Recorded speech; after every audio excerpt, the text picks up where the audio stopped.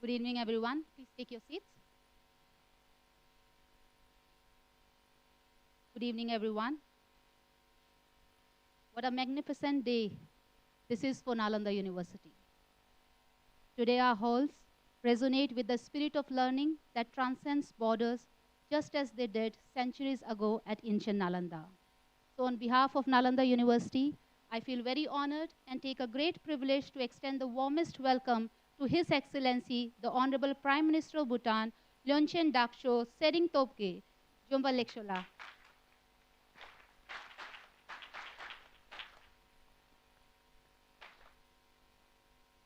Your Excellency, your gracious presence today is not merely an honor, it is a celebration of the timeless bond between our two nations.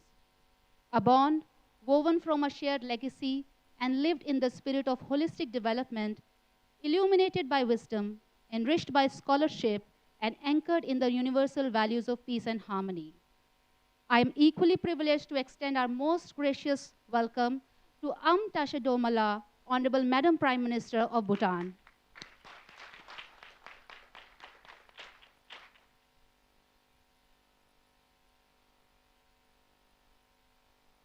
All the other honorable dignitaries who have joined us from both Bhutan and India on this special occasion. Please welcome them with a resounding round of applause.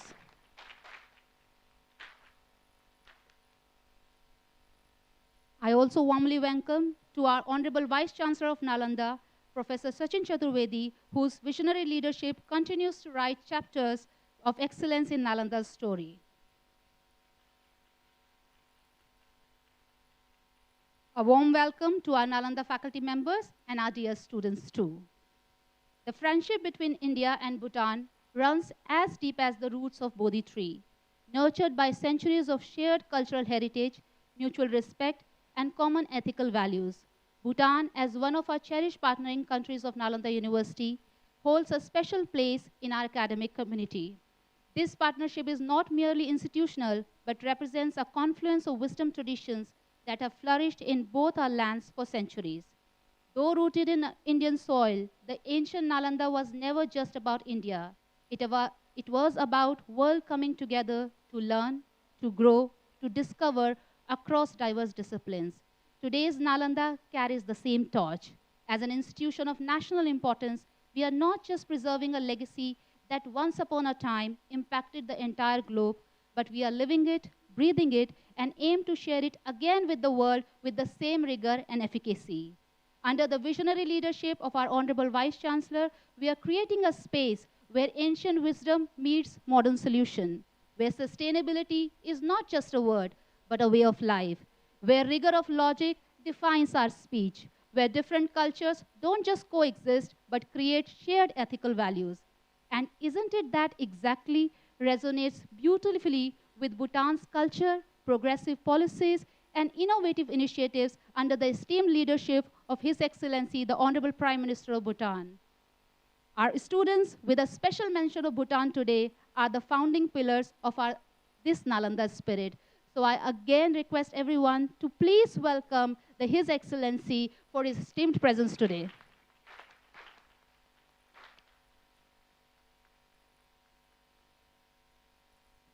Now is the time to show our gratitude for gracing the Nalanda University.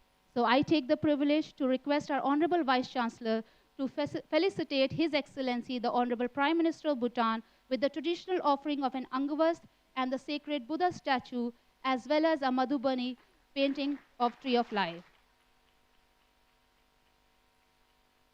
The Buddha statue being presented today holds profound significance. It stands as an epitome of universal peace attained through the Buddha's sublime teaching of dependent origination, Tendel in Dzongkha, and universal compassion, Ningje Chembo in Dzongkha. We are also honored to present this to His Excellency for all his remarkable initiatives and gracing this university with his esteemed presence.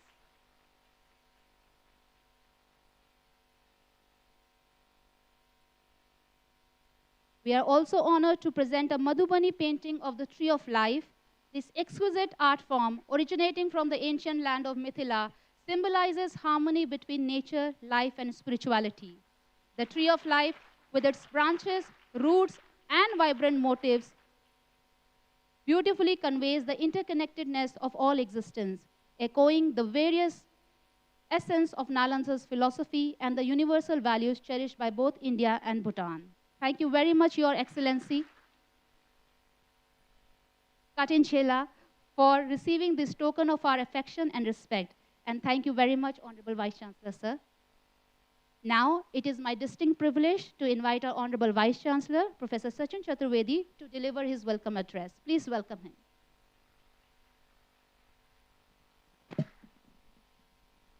Thanks, Pooja. Honorable Excellency, it's a great honor to have you here with us. It's also a pleasure to host Madam Prime Minister here with us, Madam. It's an honor for us to have a delegation from Bhutan led by the Prime Minister himself. So thanks for sparing your valuable time and joining us here for conversation and interaction with our students. And for last 3 days, Excellency, we ran a sort of competition among the students to ask you questions. And they have shortlisted some questions which our faculty has identified, and only some are selected. We had more than 50 questions which came for being posed to you, given the time, which was very strictly monitored, and we could manage the time, Excellency, in the slot that was given to Nalanda University. So we are extremely happy that some questions would be posed after your address. And the idea, Excellency, is in terms of bringing forward what was just now mentioned, the idea of Nalanda spirit, where we try to bring in the idea of oneness with nature, oneness in terms of how we reconcile development priorities within the broad framework of sustainable development goals that we are talking of.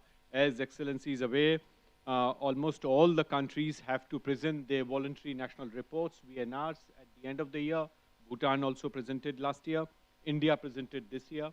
And this, our idea is how this oneness with nature can bring in something that Prime Minister Modi has been talking in terms of what we also chose for G20 priority, life, the lifestyle for sustainable development. How do we adjust lifestyle?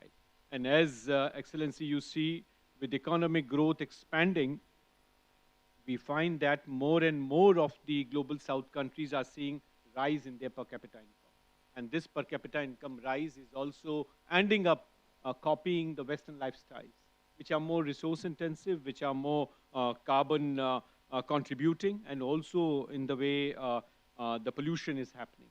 So from that point of view, Honorable Prime Minister in India suggested, and G20 countries, we took that task forward. Our idea is what lessons Bhutan's own strategy, and congratulations to you for thinking and leading the idea, which is going beyond the approach of happiness alone. Happiness in terms of its measurement, going beyond the GDP, is something now which we are trying to see, and with the poverty labs across the country and some of the development economists, we are trying to see, Excellency, the idea of well-being measurement. How do we go beyond GDP to measure well-being? And from well-being idea, the efforts that are there, and this campus, we are extremely delighted to bring to your kind attention the booklet that I have given to you, is capturing the idea of net zero. And we have tried to show how the Nalanda spirit of remaining one with nature, the idea of bringing oneness with all the entities across the borders.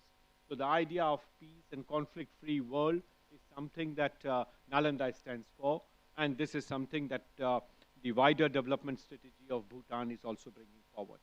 We are also extremely keen, Excellency, to bring forward the cross-border development connects which are possible, and how India-Bhutan partnership is bringing in what in Sanskrit we call as Sahbhagita.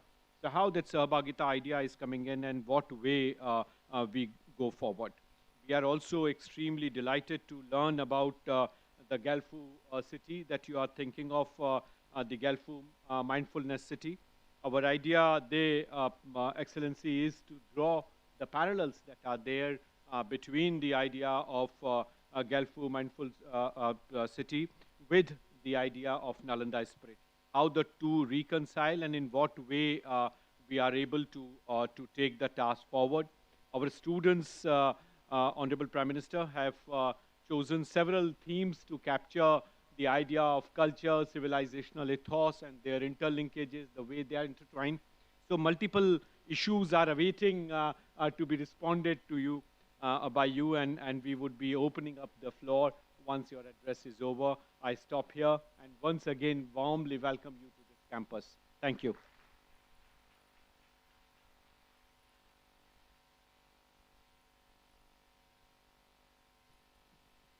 Thank you very much, Honorable Vice Chancellor, sir, for sharing your insightful and inspiring welcome address, which beautifully articulated the vision and motto of our university while highlighting the significance of today's distinguished visit by His Excellency, dear Lyeonchen-la, in Tobgay. So now is the moment we are all waiting for. Your Excellency, your leadership in pioneering innovative approaches to governance, environmental sustainability, and holistic well-being has inspired nations worldwide. We are eager to learn from Bhutan's remarkable journey in implementing gross national happiness. What a great idea. As in development philosophy and your groundbreaking initiatives in environmental conservation and mindful urban development. So without further ado, with profound respect and heartfelt gratitude, I take the privilege to invite His Excellency, the Honorable Prime Minister of Bhutan, to kindly address our Nalanda family. Please welcome him with a resounding round of applause.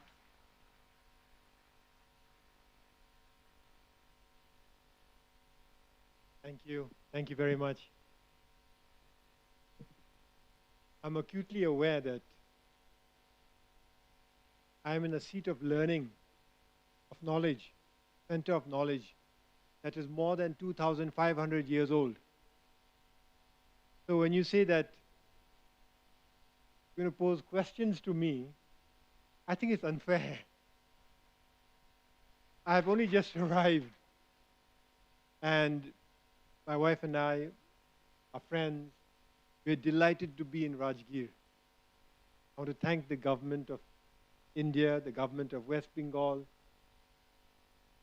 the the government of Bihar, the Vice Chancellor, faculty, students of this great university, my friend Additional Secretary North. Thank you for giving us this opportunity to visit this historic city, Rajgir. I can tell you that when I knew that I had the opportunity to visit Rajgir, only one thing came to my mind: Nalanda. Nalanda.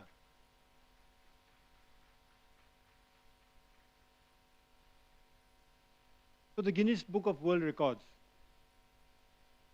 according to them, the world's oldest university is the University of Al-Qarawiyyin, Morocco, established sometime in 849 AD. 100 years after that, the University of Al-Ajaz, Cairo, Egypt. About 150 years thereafter, University of Bologna, and then in the 11th century AD, University of Oxford, University of Paris. But they don't seem to understand that almost 2,000 years prior to that, Nalanda Mahavihar existed as the world's oldest university.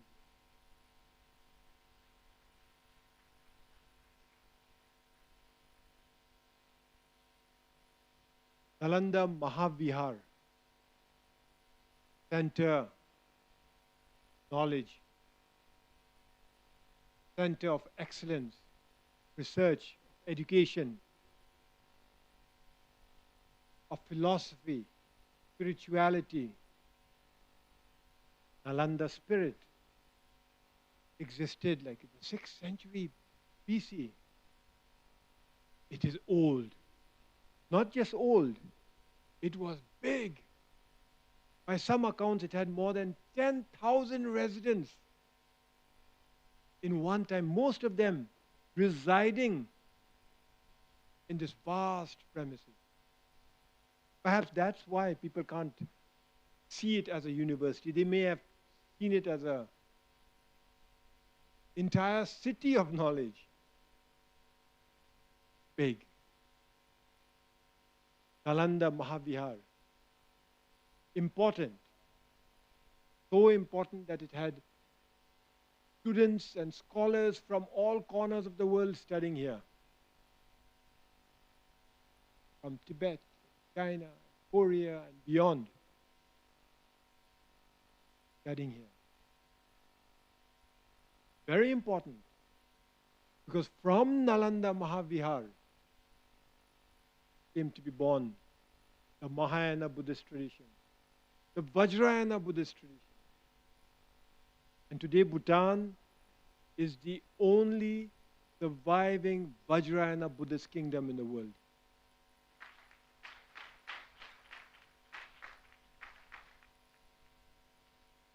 Yes, Nalanda Mahavihar is extremely important for Bhutan. Guru Padma Sambhava came from here, visited Bhutan on multiple occasions. Naropa came from here, who taught Marpa, who taught Milarepa. This is the lineage that we practice in Bhutan, the Kaju lineage. We are upholders of the Drukpa Kaju lineage. Verachena studied here. Today, Verachena Rinpoche, he's 12 years old. He reincarnates. Is alive and flourishing in Bhutan. His teachings are flourishing in Bhutan. So Nalanda Mahavihar, extremely important for us. It is also relevant now, relevant for the world. But today we have Nalanda University continuing to carry on the legacy of the Nalanda spirit.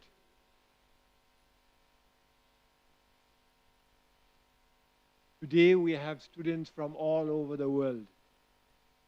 We have faculty from all over the world congregating in Nalanda to foster the Nalanda spirit, to spread it throughout the world. And I'm delighted to see students from all over the world, but especially so, see students from Bhutan. Thank you.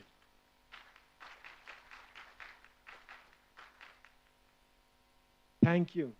Thank you for giving us this wonderful opportunity to learn and grow in oneness with Nalanda. The Nalanda spirit must grow. And we in Bhutan will do our part to propagate the spirit, to nurture the spirit. This is why it is important for us in Bhutan to avail of the wonderful opportunities you provide us to learn here. The generous scholarships that the government of India provides our many students here.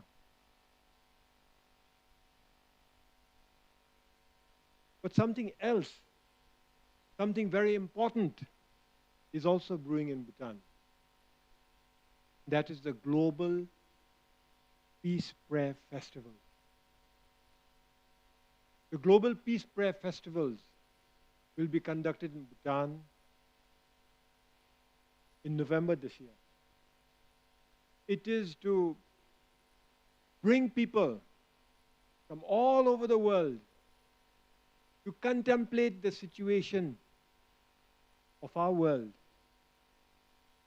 to meditate on it, and to come together to pray for global peace. We will be having a series of events in November, and we do hope that Nalanda University will be there, because ultimately the Global Peace Prayer Festival is just an extension, an implementation of the Nalanda spirit.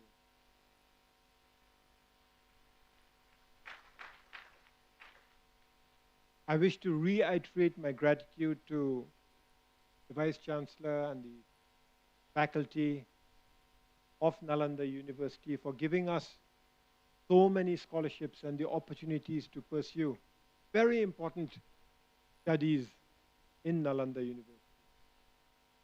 I want to thank the Government of India for continuing the tradition of Nalanda Mahavihar and to continuing to spread the Nalanda spirit.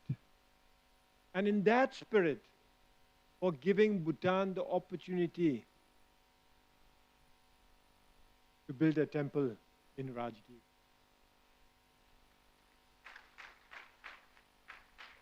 Tomorrow, His Holiness the Kempo, the Chief Abbot of Bhutan, who himself is here, we had the opportunity to accompany him to Rajgir today. Tomorrow, he will consecrate our temple. And I do believe that Nalanda, everything that Nalanda has done for Bhutan, coming full circle in the consecration of the Bhutanese temple, Rajgir. Thank you, sir. Thank you very much. Thank you.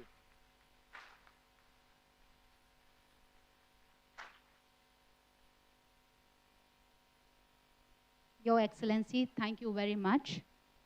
We are deeply moved and enlightened by your extraordinary address, which is an epitome of peace, wisdom, and universal values that form the very foundation and objective of Nalanda University. Your words have resonated with the timeless teaching that once echoed through the corridors of ancient Nalanda and continue to guide our modern institution in the pursuit of knowledge, integrated with compassion and ethical purpose.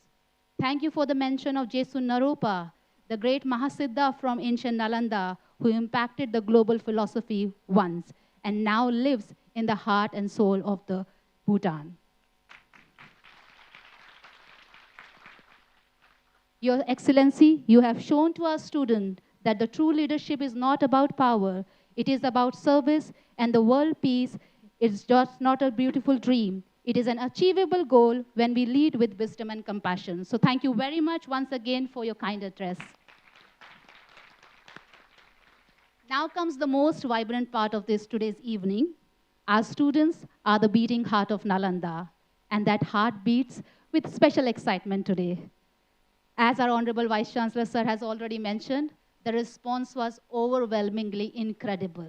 We have received so many thoughtful questions, but to make the most of our presence with the Honorable Prime Minister of Bhutan, we have selected some representatives from all the schools.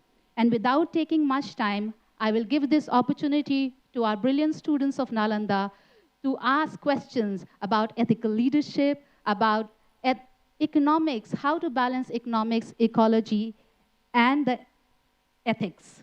So now, let me name them one by one. First, we have Krishna Nepal from the School of Buddhist Studies, Philosophy, and Comparative Religion. He comes from country Bhutan. Please ask your question.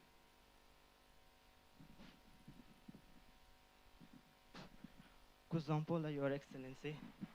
I am truly honored to be part of this insightful session. My question is, Bhutan is admired worldwide for protecting its culture and remaining carbon negative. How do you see Bhutan balancing modernization and economic growth with the preservation of traditional value, unique identity, and harmony with nature? And what lessons can the international community draw from this approach? Thank you, Allah.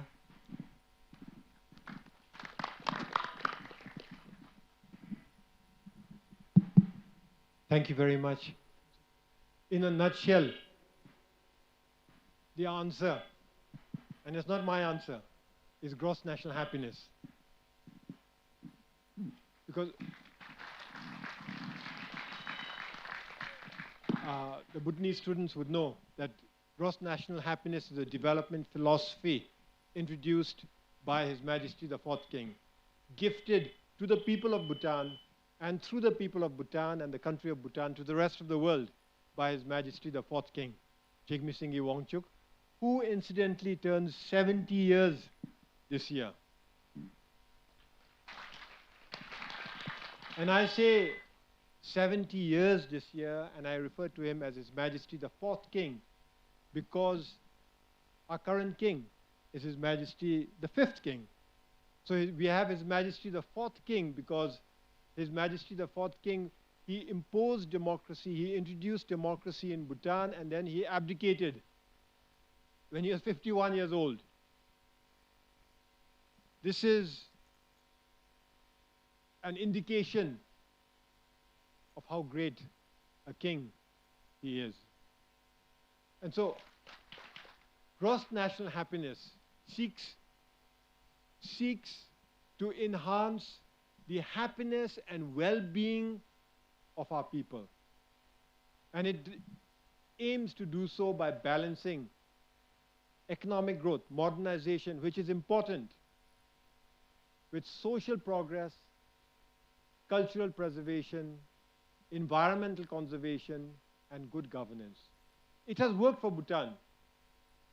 In one generation, we have seen the results it has delivered for us. You and I, me definitely, our parents never went to school. Today, you are here among students from all over the world studying in Nalanda. Today, I get to serve as a public servant in my country. This is a result of gross national happiness. We have developed, we are growing, and even as we develop and even as we grow, our culture, our traditions, our values are still intact. Our environment is still vibrant. It is conserved. It is the envy of the world. And today we are a democracy. This shows that this balance you are talking about is possible, and it is bearing fruits in Bhutan. What lessons do we have for the rest of the world? We don't have lessons for the rest of the world, but we do listen to the rest of the world to learn from them, and we invite the rest of the world to share our story also.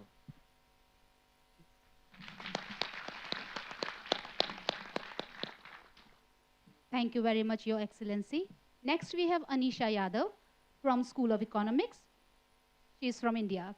Please address your question to Your Excellency.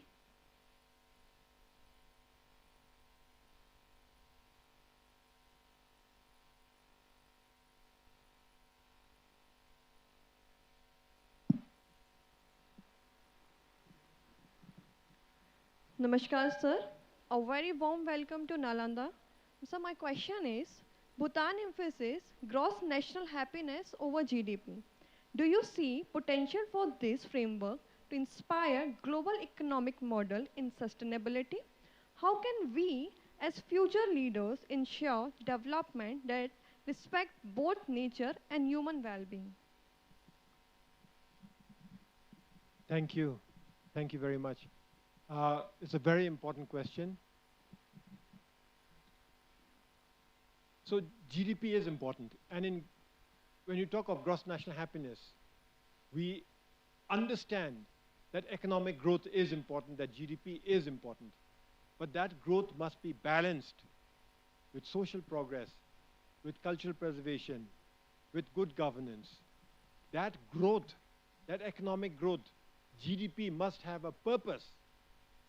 We must ask ourselves, economic growth for what? What is the purpose of GDP? Why do we grow our economy with a sense of urgency? Ultimately, that larger purpose, that objective, must be the happiness and well-being of our people.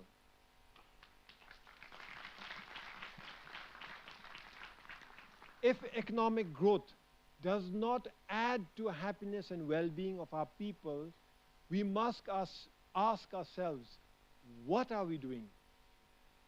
Why are we so obsessed with economic growth? If economic growth not just does not add to happiness and well-being, but undermines happiness and well-being, we need to have a second look at what we are doing. Happiness and well-being of our people ultimately is what matters the most. And it is possible with economic growth. It is not, they are not mutually exclusive. They can add to each other. But for happiness and well-being of our people, we do need nature. We need to protect our environment. Most people agree with that. And therefore, that balance between economic growth and happiness and well-being, and therefore economic growth and preservation of our nature and sustainability and conservation, what you talked about, is all very important. Is it doable? It must be doable. If it isn't, we should not be blindly pursuing material growth and economic growth. It must be possible. In Bhutan, our kings have shown us that it is possible. We have grown socially. Our people are living much longer lives than ever before. And all this is happening in one generation. All our children are going to school. Our youth, almost all of them are literate. We are enjoying very good social progress and social security, while at the same time our culture and traditions are not just alive and well, they are thriving. In the area of environment, like I said earlier, we are the envy of the world. We are a carbon negative country. We are a biodiversity hotspot.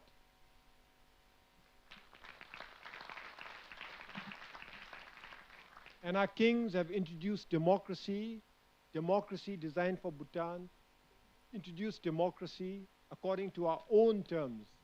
And so in Bhutan, economic growth, we've enjoyed economic growth, but not at the expense of the happiness and well-being of our people.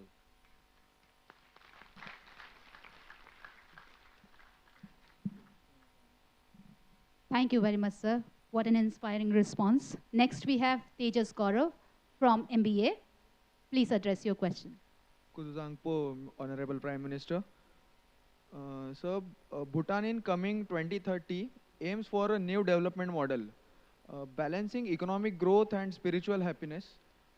Based on Buddhism, Honorable Prime Minister, how will Bhutan protect its spiritual identity and expand global integration without losing the core of gross national happiness? Thank you. Thank you.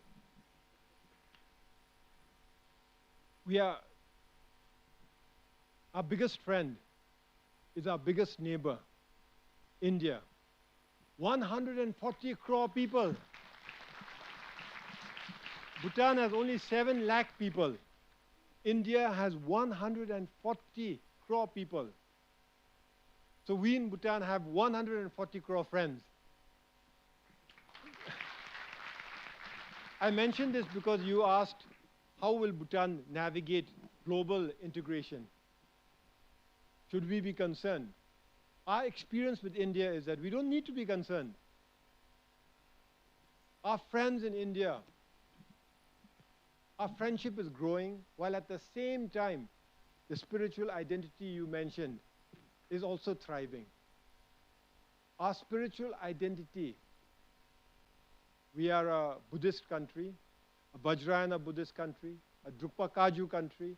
Our identity, our traditions, our values are not eroding, they are thriving. And a lot of this has to do with leadership, the leadership of our kings and our friends. Our friends, our 140 crore friends in India.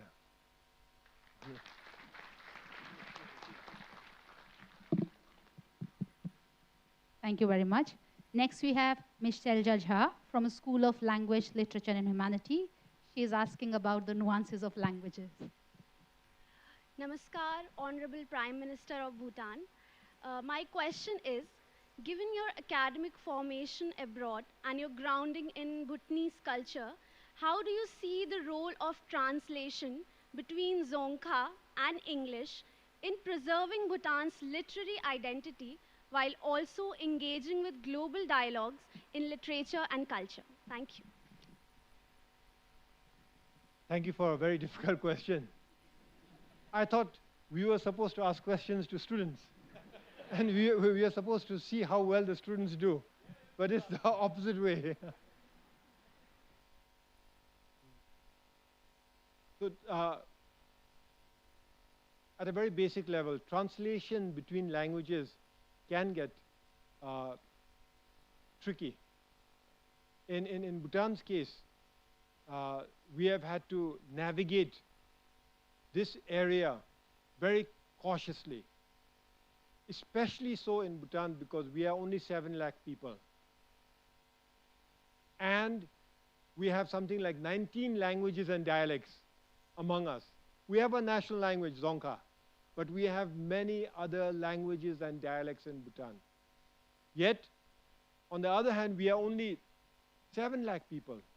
And therefore, we are aware, keenly aware, that we cannot just hold on to our own language and not learn other languages. And therefore, in Bhutan, most people will understand Hindi or Bengali or Nepali, and all the people can speak English, because English is a global language. To ensure that we do not lose things in quote-unquote translation, values are important. To be true to our values are important.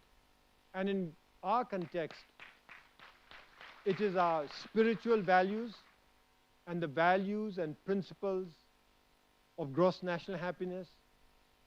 And today we talked about the Nalanda spirit. These values and principles will ensure that languages really don't matter, that languages are just a tool to convey values and principles that are actually timeless and eternal.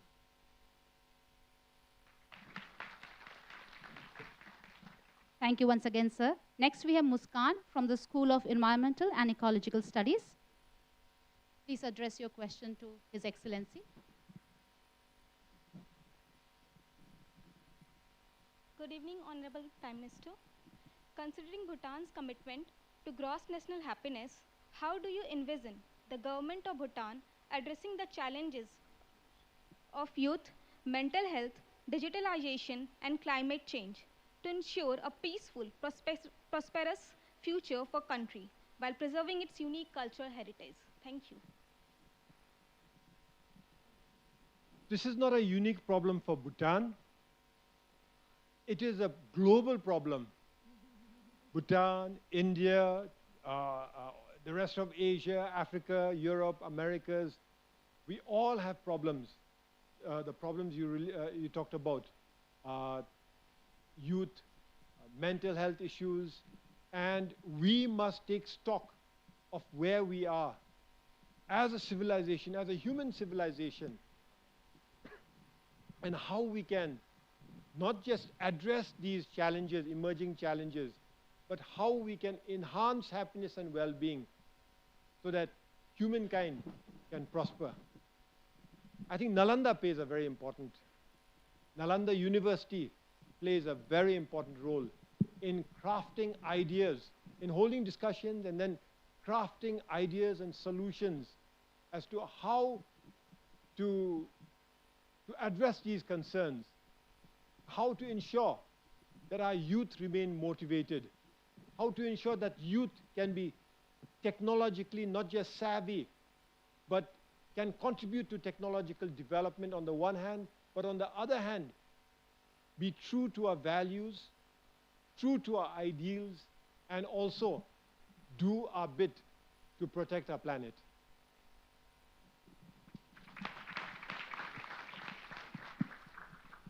Thank you. We have the last question from Adri Meena from IRPS. She is from Bhutan. Kusuzangpo, and good afternoon, Lab. My name is Meena Acharya, and I'm pursuing International Relations and Peace Studies, First Studies, Your Excellency. My question for you today is that Bhutan has been a vital partner in the Nalanda project. How do you envision further strengthening this partnership? And in your view, can Nalanda University emerge as a distinctive alternative to Western models of education? Thank you. It looks like there's already a lot of partnerships happening. Not just Nalanda and Bhutan, Nalanda University and Bhutan, but with many other countries from the rest of the world and Nalanda. And this has been the character, the defining feature of Nalanda for 2,500 years. And I'm so happy to see that it is continuing. Specifically in Bhutan, we have benefited. I mentioned earlier through Guru Padma Sambhava, through Naropa and his disciples, through Verachena, but also our script in Bhutan was developed by Sambota. He traveled from Tibet to Nalanda, developed the Tibetan script, and from there we, in Bhutan, have our script. So we owe a debt of gratitude to Nalanda for being able to read and write in Dzongkha and in Tshering. We are already taking this partnership. I can feel it here because the amount of questions that were directly related to gross national happiness and made indirect reference to gross national happiness means there is not just an awareness of gross national happiness, but constructive discussions, meaningful discussions and contemplations of gross national happiness and alternate measures and models of economic growth. And this partnership, I think, between Bhutan and Nalanda can grow further. Finally, I mentioned earlier that another partnership can be and will be the invitation I offer to Vice Chancellor Ji and the faculty and all the students. Come to Bhutan in November. Be a part of the Global Peace Festival. It'll begin in November 4th, and come and spend about 10 days with us. This will be our big partnership for this year. Going forward, I can see a lot happening between Bhutan and Nalanda University, especially since we have the Rajgir temple now.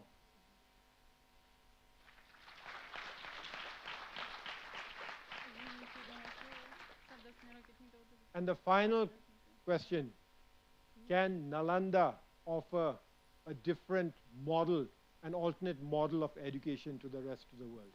Yes, it has done so.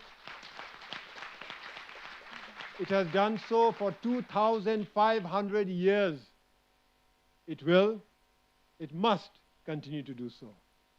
Thank you.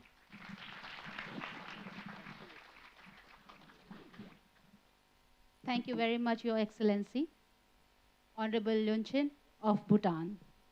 Thank you very much for being very generous with your responses and your time. I'm sure it must have ignited the mind of research and scholarship in the mind of our students, which I'm sure will motivate them to come up with a very scholarly research, converging the ideas of Bhutan and India in their dissertation, PhD writings, as well as later papers. Your Excellency, you have shown us that leadership is not about power, but about compassion, about wisdom. It reminds me the words of great Nalanda master, R.A. Nagarjuna, in Tshering, as you just mentioned. I would like to reiterate it for the benefit of audience. Kanki thukse nirsungne tawa thamche pampeche thampe choni tyunzepe gotam dela chaselo. This script resonates in Bhutan, and in Sanskrit it goes like this. Sarva drishti prahanaye yahasa dharmam deshayat anukampam upadayetam namasyami gautamam.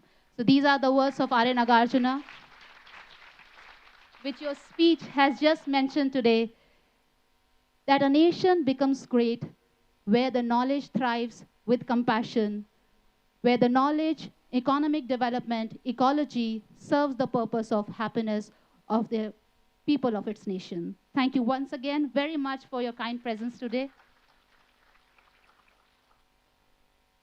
So now is the time for the national anthem of Bhutan.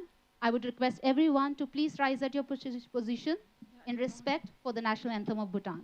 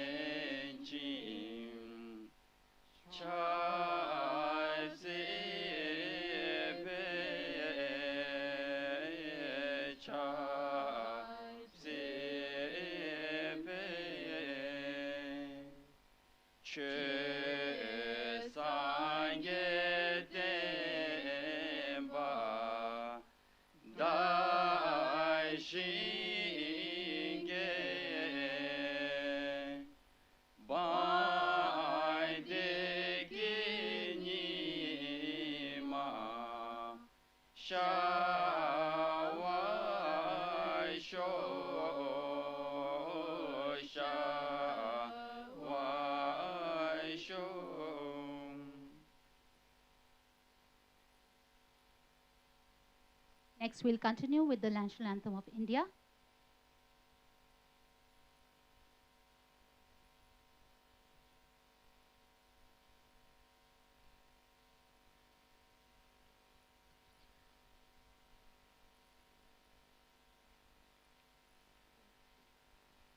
जनगण मन अधिनायक जय हे भारत भाग्य विधाता पंजाब सिंध गुजरात मराठा द्राविड़ उत्कल बंग विंध्य हिमाचल यमुना गंगा उच्छल जलधि तरंग तब शुभ नामे जागे तब शुभ आशीष मांगे गाहे तब जय गाथा जनगण मंगलदायक जय हे भारत भाग्य विधाता जय हे जय हे जय हे जय जय जय जय हे. Thank you very much. Please take your seats. Thank you very much. So, sir, I would like to formally thank you for your presence once again. It is your warm and guided leadership that we have the honor to have the presence of distinguished dignitaries like Lempo Tshering, Honorable Minister of Home Affairs, Bhutan, Major General Watsop Namgyal, Honorable Ambassador of Bhutan to India, Ms. Leki Wangmo, Honorable Finance Secretary of Bhutan, Shri Munu Mahavar, Honorable Additional Secretary, Northern Division, Ministry of External Affairs, Government of India, and Mr. Tashi Penjo, Consul General of Bhutan in Kolkata, and all the other dignitaries who have graced us with their honored presence.